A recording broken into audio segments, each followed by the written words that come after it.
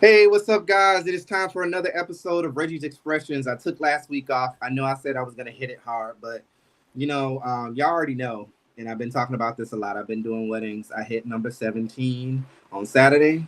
And I can tell you, your boy's tired. I go on vacation here on cruise next week, and I'm ready to go. I'm tired, but I wouldn't want it any other way.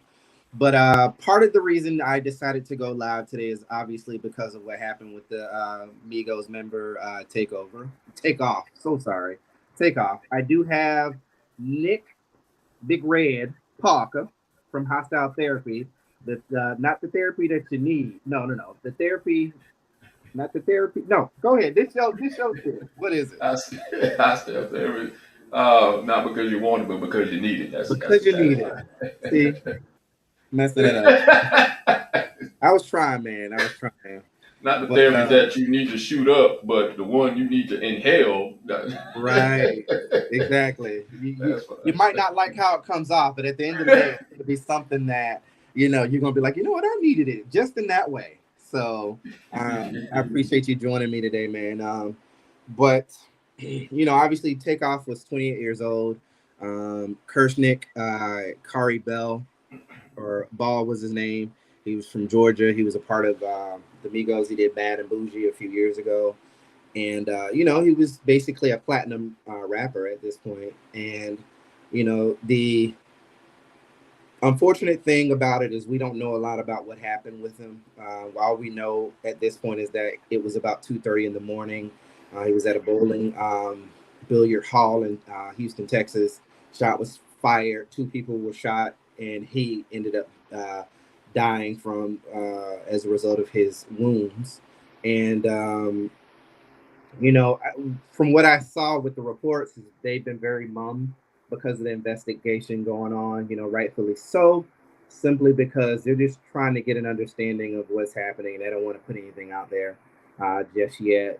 But another circumstance that's involved is he's the seventh rapper this year that has passed away.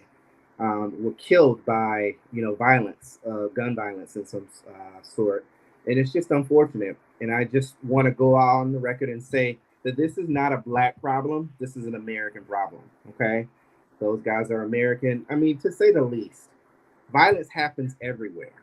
A lot of times when these conversations are being had, I think us as black folks kind of internalize those conversations and make it just to us and call it saying that we're our own worst enemy. When in reality, goes across all race, creed. It don't matter. It happens. People die unnecessarily because that's what we do. From the beginning of time. Murder and killing and all that other stuff has been a part of the zeitgeist. So this ain't nothing new.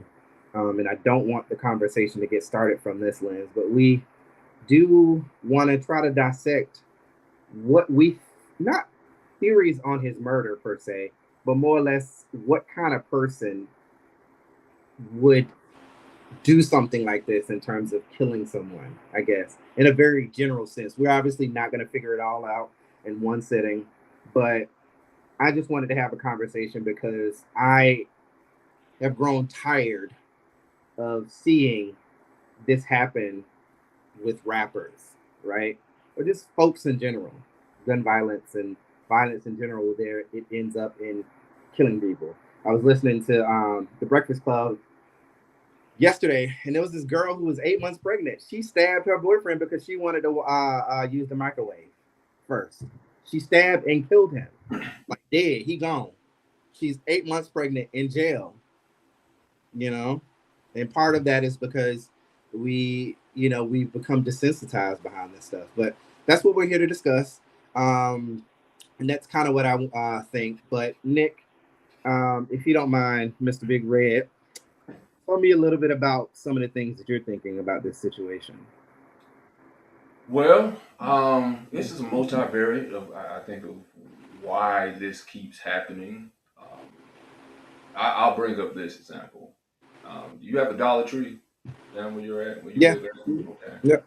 What's something you get from Dollar Tree? Mm. Dish detergent. Dish detergent. Okay. All right. All right, let's switch it up. Let's say a toy. Let's say you get a toy from Dollar Tree. Okay. We Sure.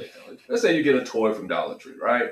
Hmm. Of course, it only costs $1. I think it's like $1.50 now. I think they went up Yeah. prices, but you get that, and then you go get a PlayStation 5. Hmm. All right, PlayStation 5. They're hard to get nowadays, right? Yeah. Cost a lot. What do they cost? $400, $500, maybe Yep. more. Okay. Hmm. Which would you cry most about if it got stolen or Uh, broken? that that PlayStation. PlayStation. Okay. Yep. So here's the point I'm coming to. You had more value placed in that PlayStation 5 than you had in that Dollar Tree toy. Right. And this is where we're at with the culture. And this is where we're at with the value of life. We don't value life enough, which is why it's so easy to just take away. And I think the reason why um, had 7 rappers, you say, I thought it was more than that.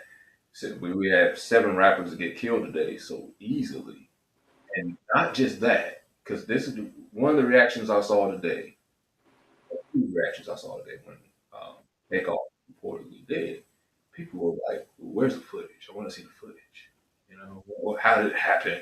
Not like, "Oh man, how's his brother? I don't know if he's married or not, or how's his kids doing?" Nothing like that. People were like, "Oh man, like, that means we're not going to hear new music." Someone said that today. We're not going to hear new music from him. I'm like, so what value do we have on people like him? And it's obviously not that high. And I, I'll be honest about it. I'm almost there too because it seems like it happens so much, and I kind of give a cavalier response. I'm like, "Dang, another one," and then I'm going on with the rest of my life. Why? Because it feels like there's no value put to them. It's almost like, and you put it succinctly in the beginning that yeah, murder happens in different cultures. Like hell, we can go to wrestlers. Seems like wrestlers are always dying left and right. In this case, it's in hip hop. Wrestlers seem to die because they just put their lives on the line and they just take hits unnecessarily, and then they end up dying from steroids too, heart disease Right. and concussions and whatever. It just ends up ending their life early. And with this, our culture hip hop culture seems to celebrate the loss of life. I don't mean just these rappers that died, but we celebrate songs that take away life.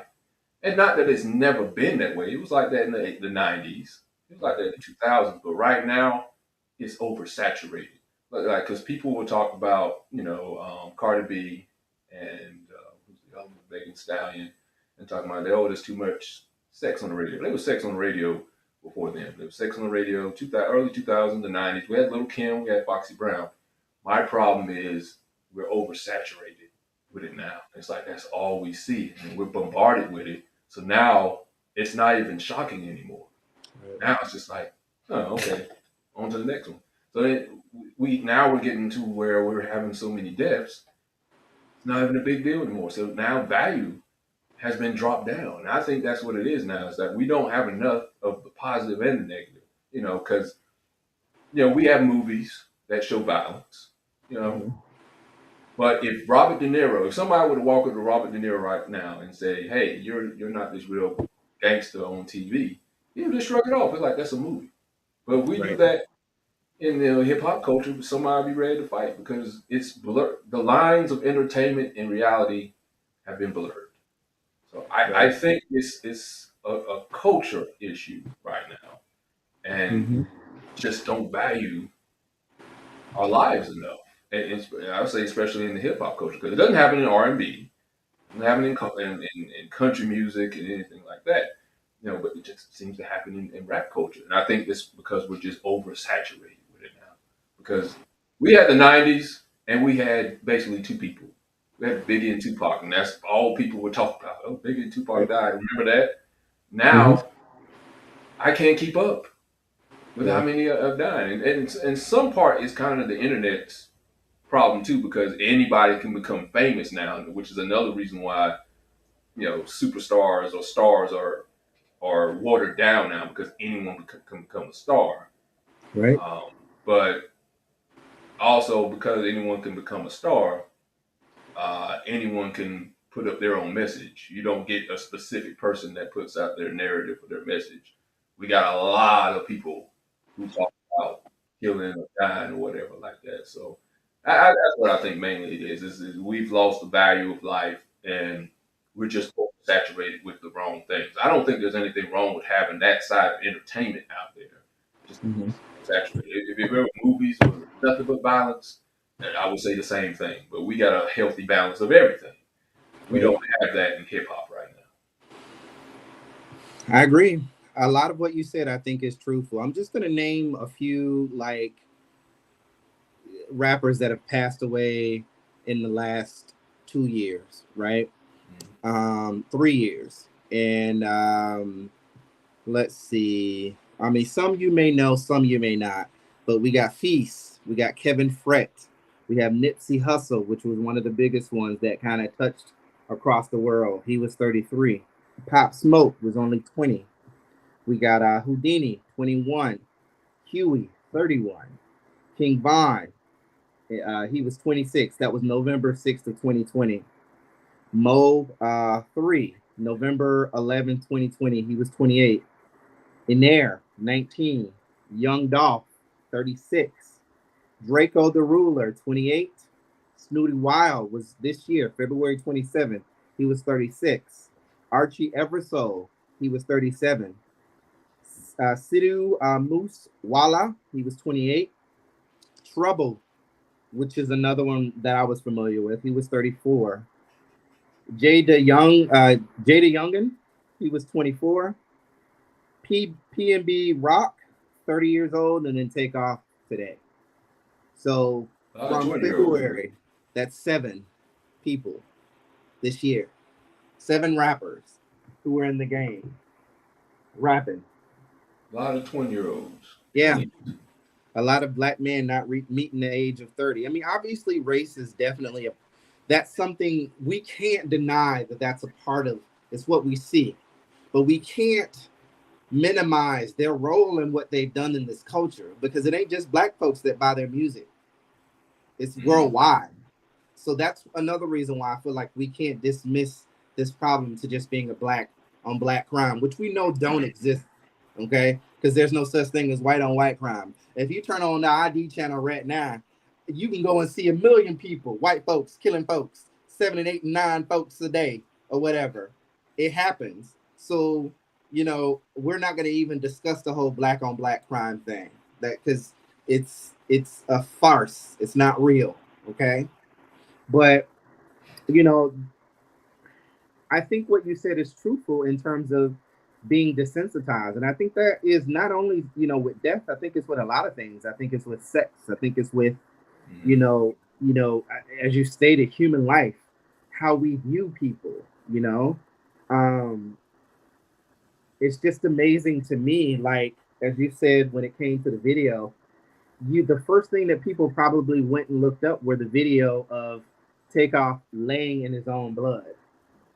You know what I'm saying? Mm-hmm. When his family was being told that he, was murdered, because it wasn't until like 6 or 7 o'clock this morning, and I think that happened at 2. Obviously, they wanted to take time to process and make sure they give the information out correctly before they put it out.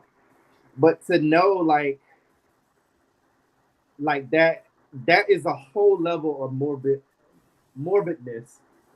of morbid that I've never seen that before, you know? Mm-hmm. And it's just sickening to me to see how we consume that media in that way. I'm pretty sure you can go online, probably on YouTube, and find a screenshot of it right now Oh yeah. that shows, and it's just commentary about what happened. You know what I'm saying? But this young man, he's somebody's son. He's somebody's friend. He's somebody's uncle. You know, and I think that people think that it's not real. They think that it's on TV, TMZ, and all this other stuff. It's not real until it's staring them in the face. So it's easy for somebody to go and share a video of somebody laying in their own blood because they're detached from it. But as we know, those things don't just happen it actually leaves an invisible print on you. You're forever changed by seeing that kind of stuff. Mm-hmm. And the sad part about that is because there are a lot of our young folks who aren't used to being able to offload that information in a positive way. They hold on to that, and it just becomes more of a burden for them to carry, to continue to fuel that and negativity and just negativeness completely.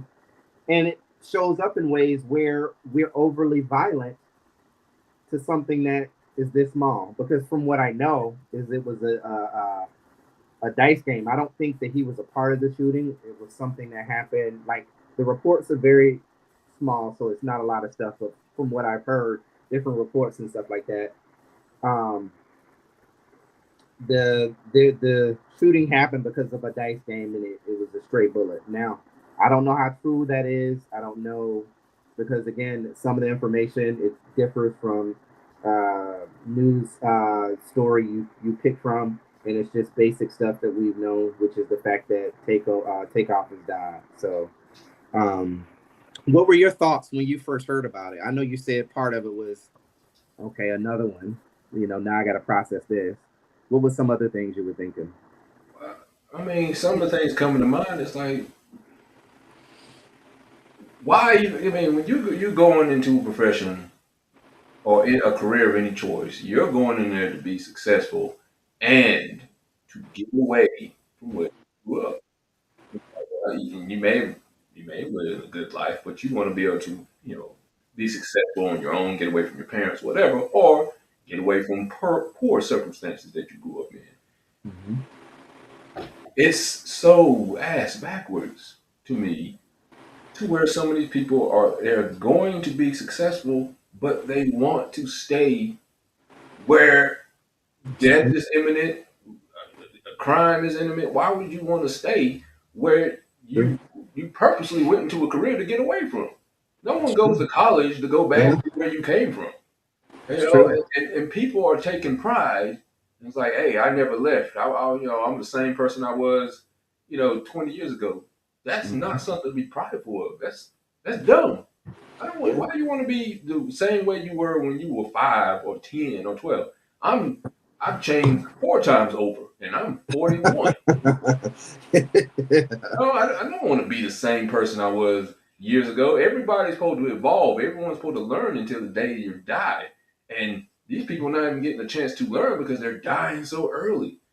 Yeah. I think that's one of the major things that getting on my nerve is like, why do you keep going into a situation that is high risk? If you want to go to a high risk job, go to the military if that's the case. Go fight a war and Yeah. get some benefits for that if you're going to do it. Yeah. Yeah. You know, I know firsthand. Absolutely. right. You can get shot up over there, and then at least they'll leave you some benefits, to your significant other, or whatever. But why? I don't I don't understand what's the purpose of going and becoming a hip hop artist at that caliber. Because not saying all hip hop artists are like that, because you got your Commons and your Monster Def and J Cole and Mm-hmm. Kendrick Mm-hmm. Lamar, and they don't rap like about that. So there are some positive ones. So I don't want to Right. say all of them are negative. But why go in a situation where you're gonna put yourself in a violent space to Mm-hmm. where your life can be shortened? Get Right. away from that. You don't, it's nothing real about dying early. Mm-hmm. That's true. Why do you want to? I don't understand. What's so real about putting your life at stake? You know what they call those people in another profession? Daredevils. Ooh, yeah, that's true. That's true. That's exactly what it seems like we're doing. We're being daredevils. For Mm-hmm. what? And actually, the only person that's actually shooting the footage is people with those phones. Right. I don't get it. It don't make any sense to me.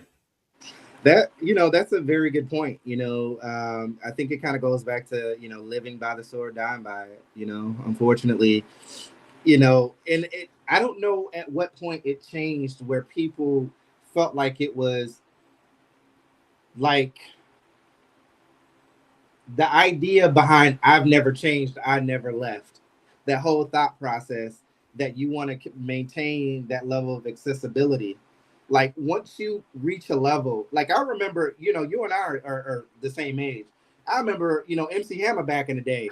Like he used to tour everywhere, Way to but age me. you didn't know where he was. You didn't, you know what I'm saying? And when you Right. saw him, there was that element of mystery about what he was doing, when he's not on tour and when he's not on TV.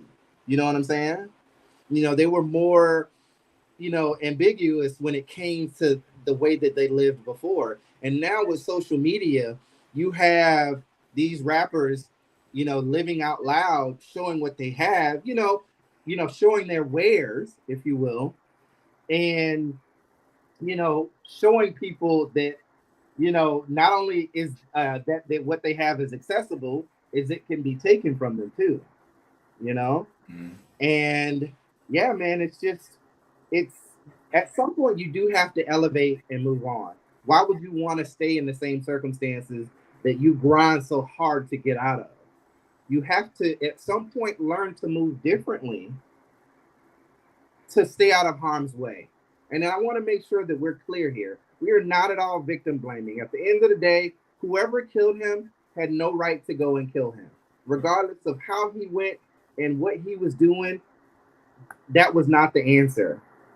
But at the end of the day, we have to acknowledge that that's part of the problem when it comes to these rappers, and these particular instances where they have a very hard time transitioning from the way things were to the way things are now. They should be rolling with security. They should be doing background checks. They should be making sure that the places that they have and that they're going to, has been vetted. I mean, crime is going to happen no matter where we are. We know that, obviously, but it's more prominent in some of these places that a lot of these guys frequent. A lot of these hip hop artists frequent.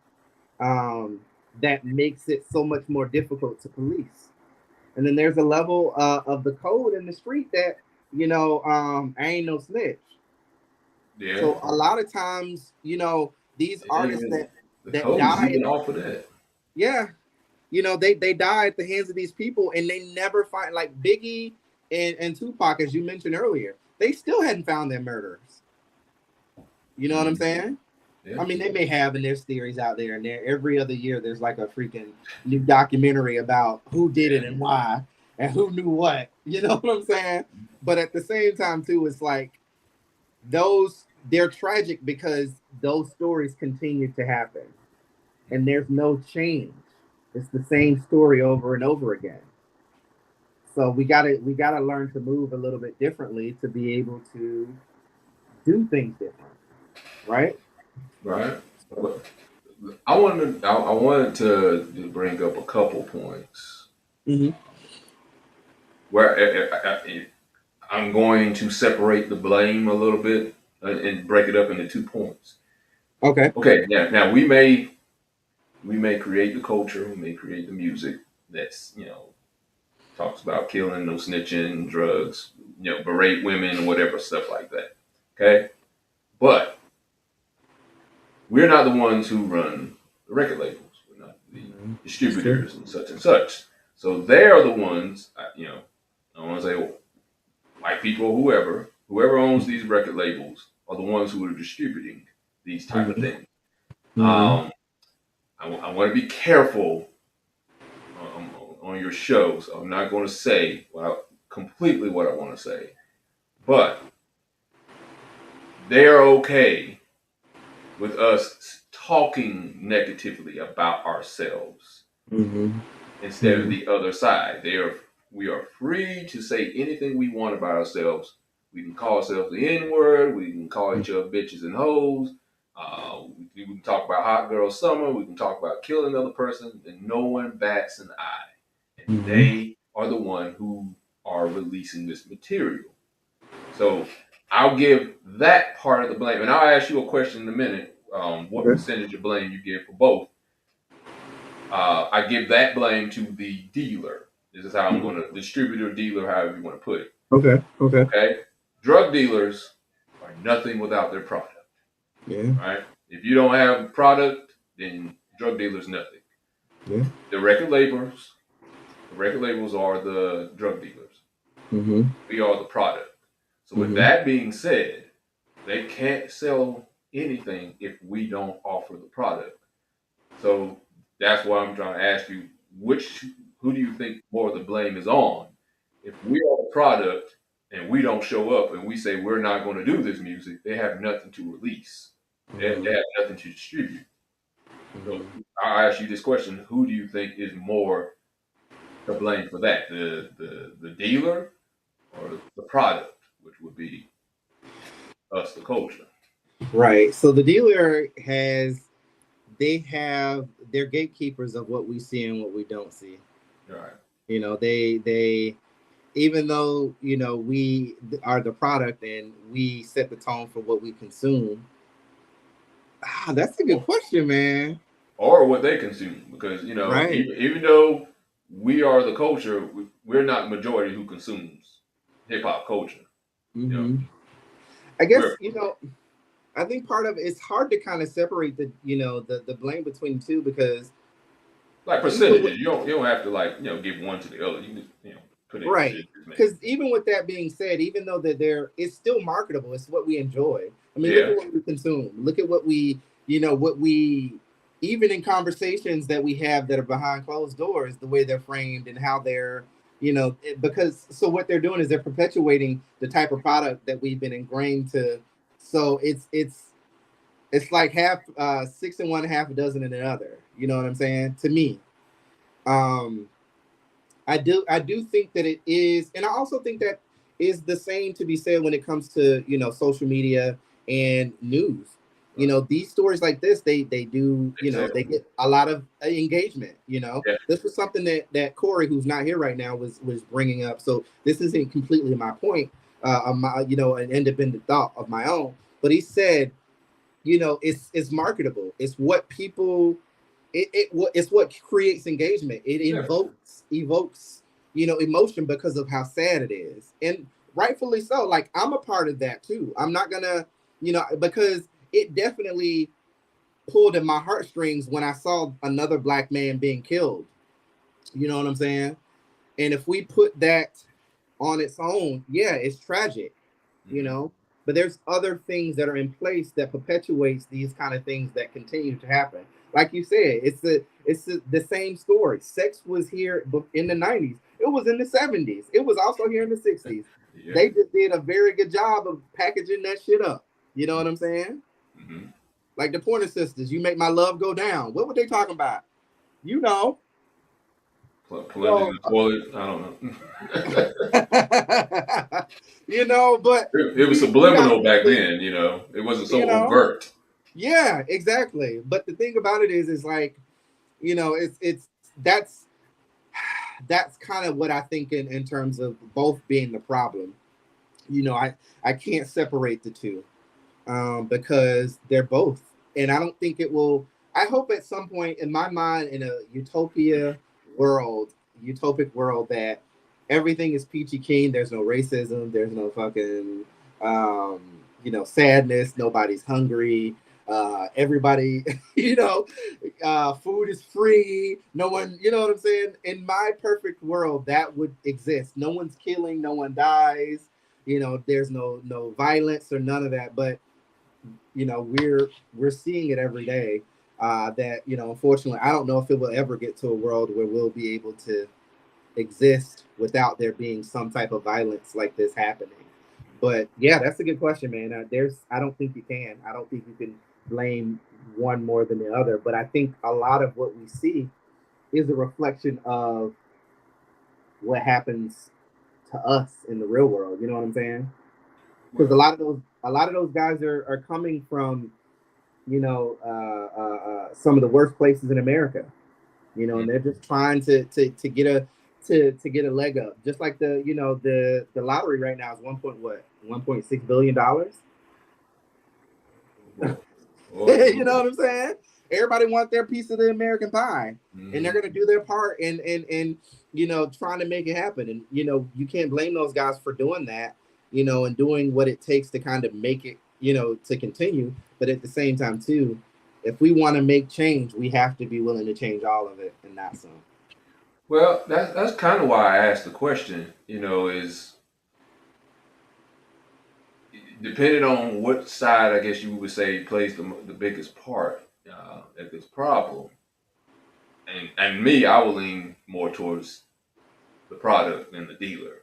Okay. And the reason why I'll say that, and I'll add on to that, is, we talk about that they will just play all the negative stereotypes on TV, not just music, but on TV, period.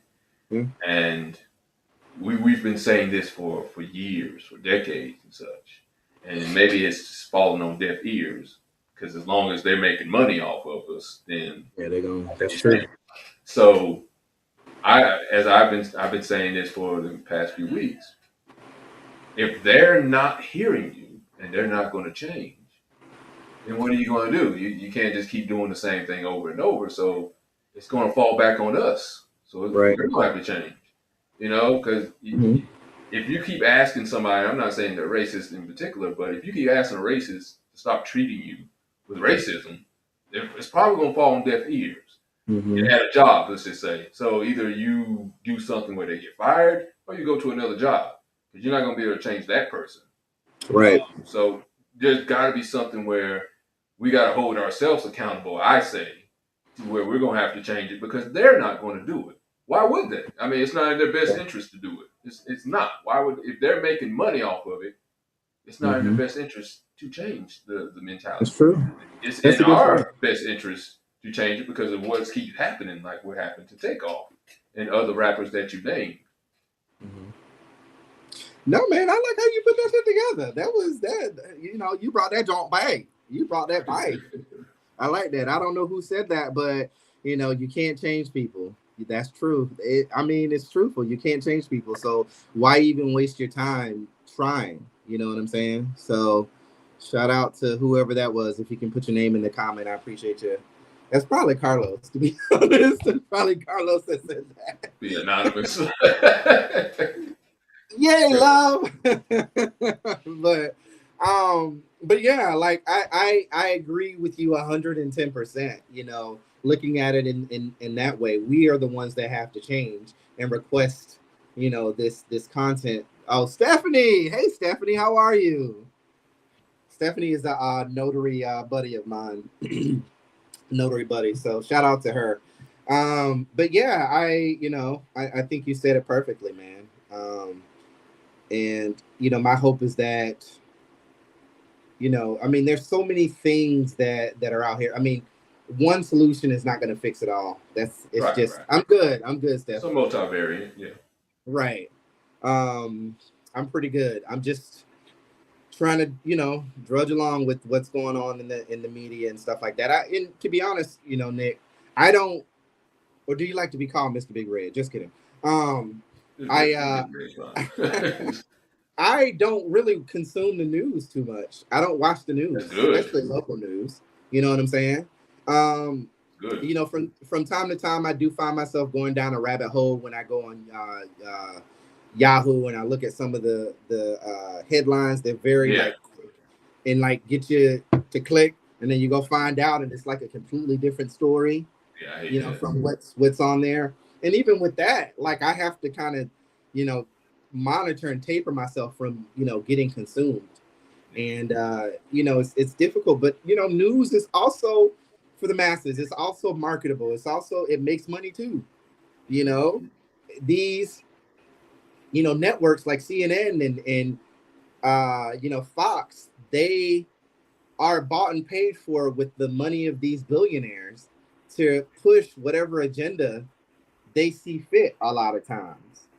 And you have to really be willing to take the time to dissect and, critical think when it comes to these kind of stories, because a lot of times they will have a tendency to push you, one way because of how heavily they lean on what they provide as facts in these cases. I don't know. I don't.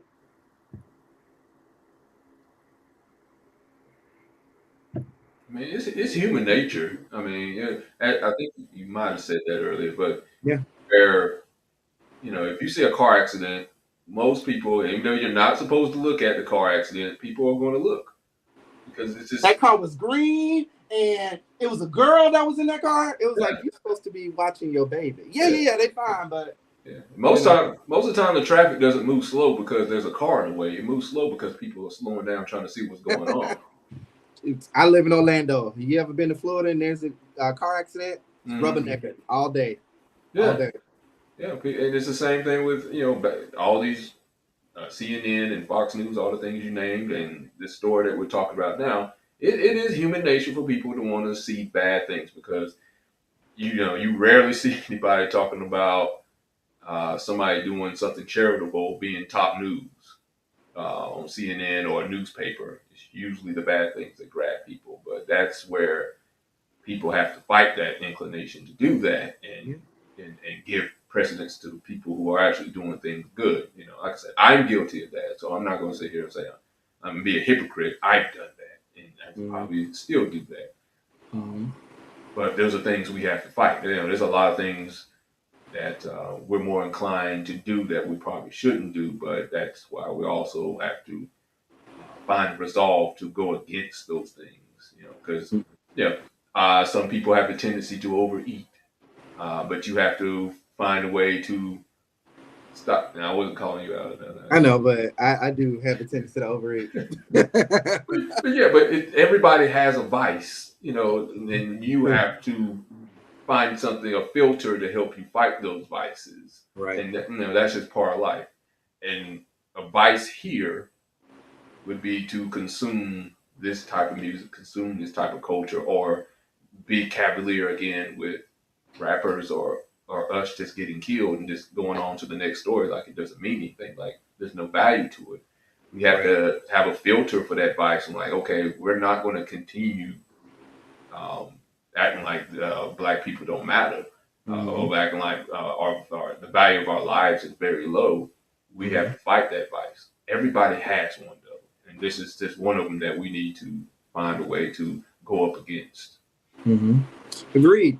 Stephanie said, I honestly do not watch the news or scroll through social media too much. It's just too much for me. Since COVID and the murder of George Floyd, it feels like every time I open the TV, it's something horrible. It messes with your mentality. It does. Oh yeah, I I would agree agree. 110%. Maybe what we were talking about earlier, Yeah. where the oversaturation. It's Mm-hmm. not so much that we never had this type of music before. It's not that we hadn't had sex on the radio before. It's just oversaturation. It's there all the time. Same Right. thing with the news. The news, um, we're both old enough to remember. The news would come on what 5 o'clock and 11 o'clock, Yeah, that's it. There's and just that's those it. times. And that was it. You didn't see it no more. Yeah. And you had to go to bed pretty soon because the Star Spangled Banner thing was gonna come on. The TV was gonna cut off, and that Yeah, was it. TV would go off. You Yeah. know what I'm saying? So you had a chance to reset Right. and see something else. But now it's 24 hours and several channels, and it's on your phone Yeah. 24/7. You can go right. Facebook ain't even a news station. Facebook is supposed to be a social media where people are keeping up with your friends. But Mm-hmm. now people go there to get their news, whether true or not. That's true. You That's can't get true. away from the news. So That's you true. are bombarded with negative images all the time. So shout out to Stephanie. Yeah, stay away from watching news 24/7 because yeah, it does do something to your mentality. Yeah. Social Man, media, period, I think does it's something just to it. like you live in North Carolina, so you may get it too. Yeah. But like the only time I really like get into the news is when I'm looking at, like, for example, Hurricane Ian ass came up through here. Yeah. Like I had to know because living in Central Florida, it's coming through, man. I'm like, that's the only time I will literally watch the news whenever some shit like that gonna happen, and that happens here in this. It don't matter where you are in Florida, you're gonna be affected by this hurricane no matter where you're at.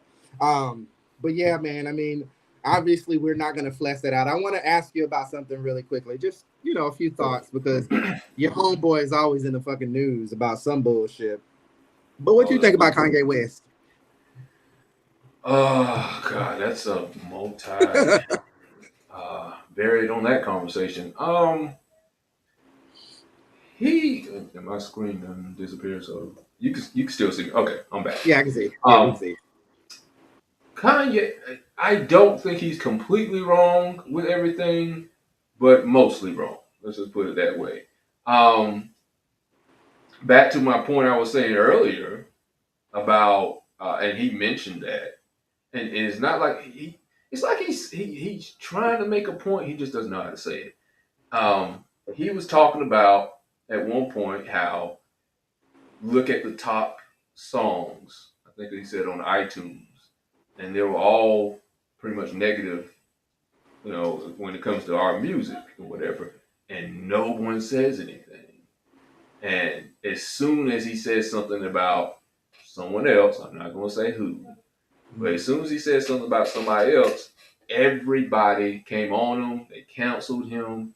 He lost a shoe deal. He lost other people that were supporting him and other, venues that he would work under, clothing lines and stuff like that, music wise, whatever.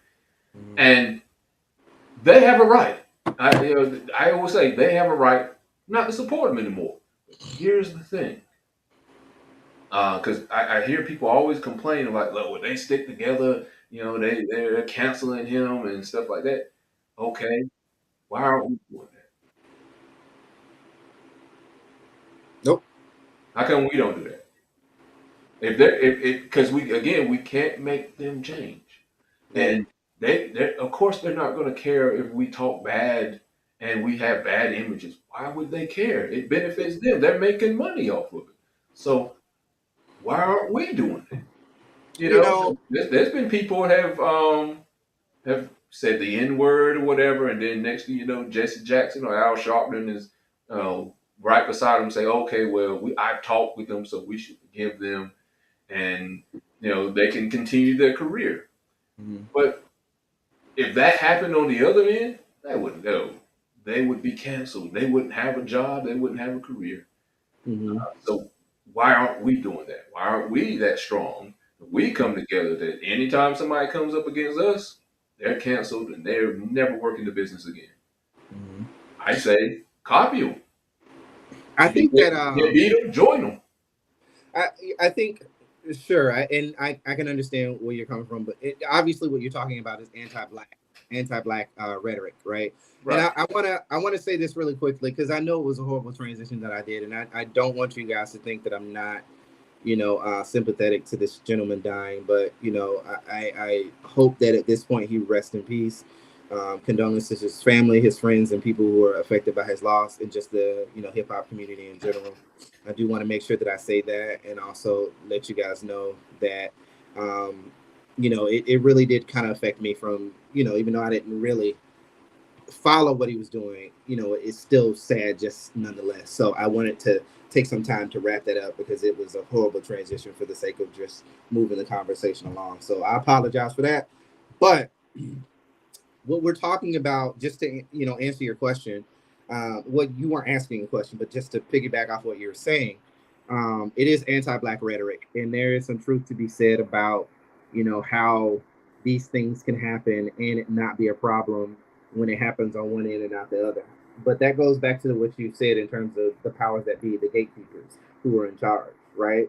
A lot of them don't identify with being black, but at the core of it all, we can't deny what Kanye West has said about black folks having put us in more in harm's way. Yeah. Just him being who he is and how people hold on to his every word. You know what I'm saying? Um, I think that we have to also understand that even though he may think that he has a point, and I say that because I don't agree with him at all in the way in which he's trying to go about whatever his bigger plan is or what people say that his bigger plan is. It doesn't change I don't know. It doesn't change the fact that he's hurt people. Yeah. And just because of your plan being this bigger plan to just show, hey, look what happens when I say these things about these people in this outrage, and I say something about black folks and nothing happens. Okay, that's something we've always known. That ain't nothing new. That's always been happening. You know what I'm saying? That ain't nothing that is different from what's happened. So it's not anything that's like new to the table. Yeah. What is new is the fact that you, huh? I was like, what's the solution? Right. Yeah, you telling us the problem. We know what's the solution. Right. The nuance is that all the things that you rapped about when it was status quo to be black, pro black, talking about he gonna leave your ass for a white girl. You've done all those things. You know Mm-hmm. how do we reconcile that? It starts more. It starts with just saying I'm sorry. You can say I'm sorry until you blue in the face. Ha ha ha, blue. You can say I'm sorry until you blue in the face, but that doesn't change the harm that people have gone through based on the rhetoric that you've done. It's just like, for example, with the lady who falsely accused Emmett Till Yeah, killing, right. him. She can go back and say, I'm sorry, I shouldn't have said what I said, but they ain't gonna bring. That's not gonna bring him back. That's not gonna, overlook all the years of hatred that has happened at the hands of what she said about this young boy who didn't do any of what she stated that he did. So what has to happen, with Kanye is he needs to go away for a long time, you know, and then do the actual work, not for us to be able to see what he's doing, but for him to learn what he needs to learn. Mm-hmm. And then come back with changed behavior and say, hey, I fucked up. I've been gone for this long. I've had people around me that have made me see the right way. And I've done some, soul searching and digging to make this right. And I'm sorry. Not, I'm sorry. Look at what they've been doing to us. I know that ain't nothing new, but hey, it's new because I'm saying something. And I was just trying to prove to y'all, y'all just have to wait and hold on. It's like, well, get out of here. It's like what you said. What's your solution? Yeah, What are we doing differently now? the best, Other than the fact that we here. the best apology is action, not just Yeah, words. do what you say you're gonna do. You know, Say you sorry and be sorry.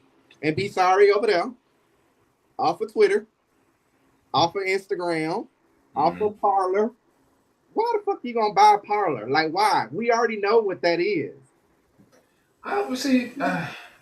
Again, I don't know what his plan is because you know what? Everybody on Facebook has made the plan for him because everybody was like, "Well, he did it on purpose so he could get out of these contracts." But he left Adidas to go to Skechers, owned by Jewish people. You What know, sense does that make? it don't make sense. It doesn't make any sense at all. None. And the fact that we got people who are out here that are blindly leading, who are blindly Gonna run for paving president. for this man, that's the problem. He's trying to run for president. That's the Twenty problem. twenty six. You know what I'm saying? Oh, Lord, please. But you know what? No one said anything. No one batted eye when he said slavery was a choice.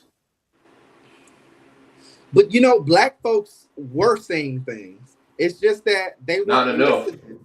Yeah. They weren't listening because what happens is, it's like what you said. We don't own this. Mm. They're gatekeepers who will make it their business to make sure that we don't get heard in that way. Because I know I was talking loud as shit. Yeah. But wasn't nobody asking me what I was thinking because it was too radical at that time. You know what I'm saying?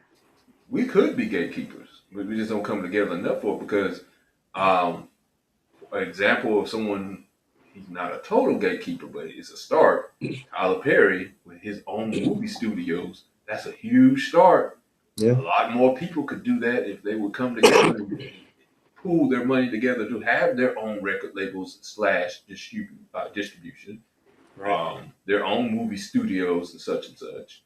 We could become the gatekeepers. We don't have enough people to do it, to come together. We have enough people to do it, not enough people to come together. You know, Everybody wants to do solo and be their own people. right. And you know, I if you agree with you. if you look at it, I mean, look Go ahead. I'm sorry. Let's throw out one more point. I was I was gonna answer her question real quick. Oh, And go I ahead, think I answered it with So you asked why didn't the sponsors leave him when he said slavery was a choice? Because of anti-black rhetoric. That's why. That's Because it. It didn't. it didn't It hurt didn't them. affect the masses the way that Jewish people and some of the things, the anti-Semitic things. So, and that's just like I said, that's nothing new. That's always been happening. You know what I'm saying? That's not adding anything to the equation or moving the story. It's Exactly. just Yeah. answering what we've already known. So, but go ahead, Mr. It Big Red. doesn't hurt. It doesn't hurt them. Okay. Now I'm trying to remember what I was about to say. Dang, I forgot what I was about to say. I lost my train of thought. I had a point I was about to make. I can't remember now. It'll come back to me. But at the end of the day, you know, it's that this is the game that's always been played about around black folks, and you know, the sad part about it is, you know, the way I try to break down when it comes to it didn't hurt the company's pockets. Yeah, it's true. It didn't hurt their pockets, and it also didn't, you know, it wasn't a thing because you know we because we say things like we can't get it all together and come. You know, black people are not a monolith. You know what I'm saying? We're not all the same. So unfortunately, and you know, I don't see. Well, maybe there is a little bit of that when it comes to Asian and other races out there, where there is a sense of camaraderie when it comes to them. But we have to also understand that black folks, we were bred by this country. This hatred, this self hate, and this stuff, all these things that were taught to us in terms of being black came from the victors. It came from the people who wanted to mar the story for what black meant. You know, for so long, and I tell this story, we came over here as slaves. And then after that, in 1865, after Texas decided that they was gonna get right, they released us. At this Hmm. point, we're so far behind. And then this little law came into play called Jim Crow. So, you know, they couldn't just do whatever the hell they wanted to do with us with slaves. Now they have the law on their side to be able to treat us like shit and, you know, have colored only and white only and all this other stuff.